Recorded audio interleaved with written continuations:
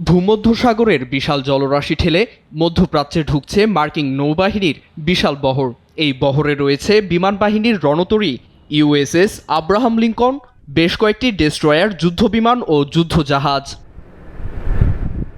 মার্কিন president Donald ট্রাম্পের নির্দেশেই ইরান অভিমুখে ছুটছে এসব সামরিক যান। সুইজারল্যান্ডের দাভোসে অর্থনৈতিক ফোরাম শেষে যুক্তরাষ্ট্রে ফেরার সময় এয়ারফোর্স ওয়ানে গণমাধ্যম কর্মীদের তথ্যটি নিজেই নিশ্চিত করেন তিনি। এমনটাই জানিয়েছে ব্রিটিশ গণমাধ্যম রয়টার্স। ইরানের দিকে আমাদের বিশাল নৌবহর ছুটে যাচ্ছে। বাহিনীটি খুব বড়। আমি চাই না তেমন কিছু ঘটুক। সব পরিস্থিতির উপর আমরা নজর রাখছি। মার্কিন প্রেসিডেন্ট সাফ জানান, তেহরানকে পারমাণবিক কর্মসূচি চালাতে দেয়া হবে না। ওদের স্বপ্ন পূরণে পাশে থাকতে পেরে আমরা গর্বিত।